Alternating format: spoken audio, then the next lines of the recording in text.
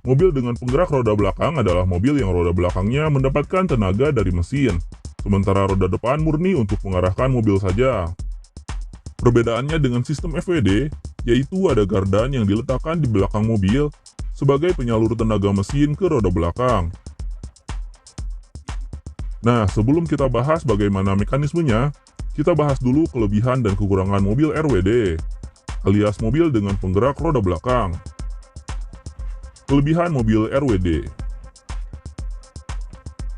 Pertama, kaki-kaki lebih awet. Kenapa bisa lebih awet? Mobil RWD biasanya lebih tahan banting, khususnya untuk melibas jalanan jelek, karena roda belakang hanya bertugas untuk menggerakkan mobil maju atau mundur, dan roda depan hanya bertugas untuk membelokkan mobil ke kanan atau ke kiri, sehingga tidak kerja rodi seperti mobil FWD, yang menggabungkan kedua fungsi tersebut di roda depan. Kedua, radius putar. Radius putar mobil RWD bisa lebih patah daripada mobil FWD, karena arah roda depan tidak dibatasi oleh drive shaft di depan. Kerja power steering pada mobil RWD umumnya lebih enteng karena sekali lagi, roda depan hanya berfungsi untuk mengarahkan mobil ke kiri atau ke kanan saja. Bahkan di mobil dengan sistem RWD, bisa dipasangi dengan sistem super angle, yang sering kita lihat di mobil-mobil untuk drifting, yang bisa menambah angle atau arah ban depan dengan ekstrim. Ketiga, jagoan untuk nanjak.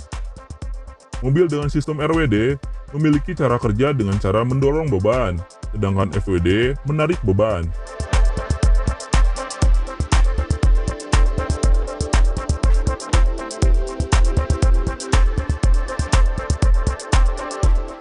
Kekurangan FWD. Pertama, bobot lebih berat. Mobil RWD biasanya lebih berat ketimbang FWD, karena jumlah komponennya lebih banyak.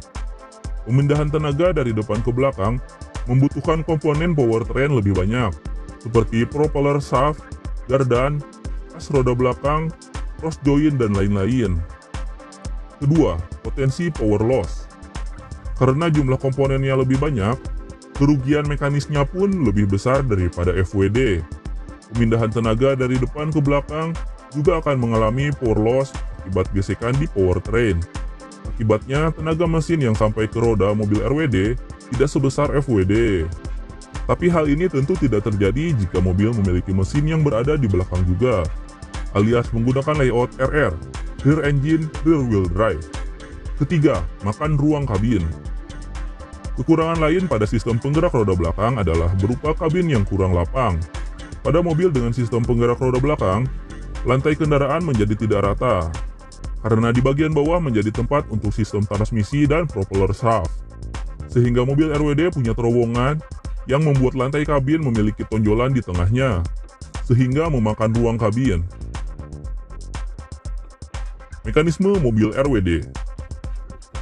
Nah, sekarang kita intip bagaimana mekanisme sistem penggerak roda belakang alias mobil RWD. Mobil RWD biasanya menempatkan mesin di bagian depan kendaraan dan roda penggerak terletak di bagian belakang. Konfigurasi ini dikenal dengan layout FR, alias Front Engine Rear Wheel Drive.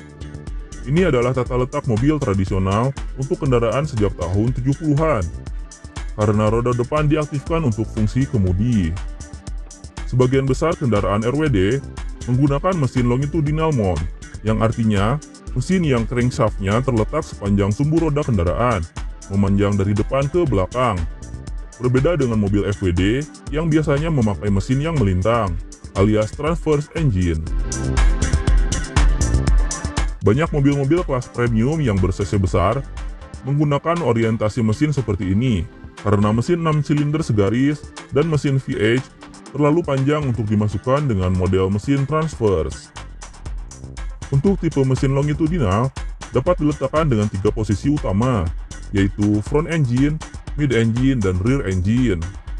Sehingga pada sistem RWD dikenal dengan 3 layout, yaitu FR atau front engine rear wheel drive, MR atau mid engine rear wheel drive, dan RR atau rear engine rear wheel drive.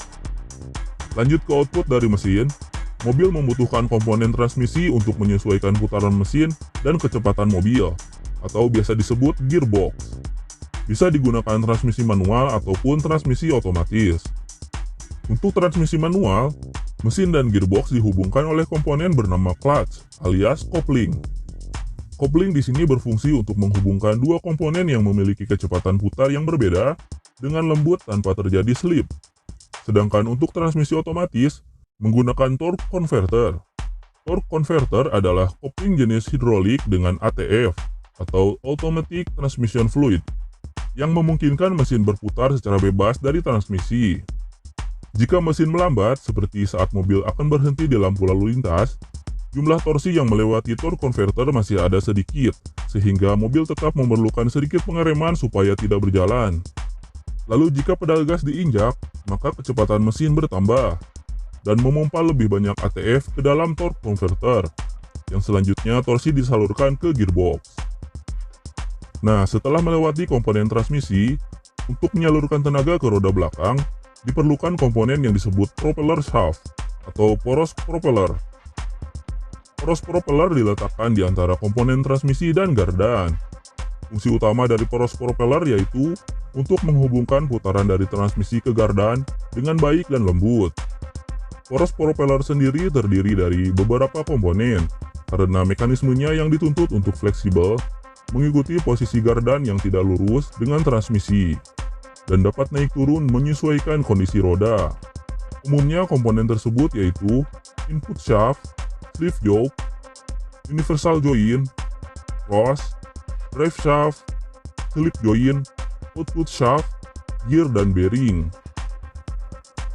Komponen selanjutnya yaitu diferensial alias gardan. Ada 3 fungsi dari gardan. Pertama, untuk merubah arah putar dari poros propeller sebesar 90 derajat sehingga bisa memutarkan poros roda. Kedua, memperbesar momen dengan mereduksi putaran dari poros propeller. Ketiga, membedakan putaran roda kanan dan roda kiri sehingga putaran roda menjadi independen. Nah, diferensial sendiri ada beberapa jenis, yaitu open differential, locking differential, dan limited slip differential alias LSD. Open differential adalah tipe gardan yang umum digunakan. Pada tipe ini, gardan hanya berfungsi untuk membagi tenaga ke masing-masing roda kanan dan kiri. Tapi ada kelemahan dari sistem open differential, yaitu ketika salah satu roda terjebak di permukaan licin, maka tenaga akan dominan disalurkan ke roda yang slip, sehingga roda satunya yang memiliki traksi yang baik malah tidak dapat torsi yang cukup untuk menjalankan mobil, sehingga mobil bisa terjebak.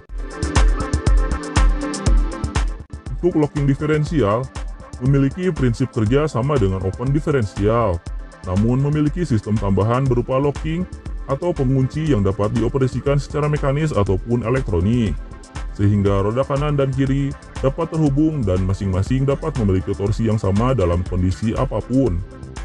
Gardan jenis ini dapat kita temukan di mobil-mobil off-road yang memiliki fitur differential lock.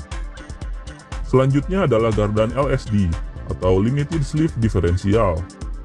LSD adalah gardan yang prinsip kerjanya menggabungkan antara open differential dan locking differential. Pada keadaan normal, LSD akan bekerja seperti open differential biasa. Namun ketika salah satu roda mengalami slip, maka sistem LSD akan otomatis bekerja dengan mengunci torsi di kedua roda, sehingga mobil tidak akan terjebak di keadaan slip. LSD umum digunakan pada mobil-mobil balap karena dibutuhkan untuk menghindari hilang torsi di kondisi slip.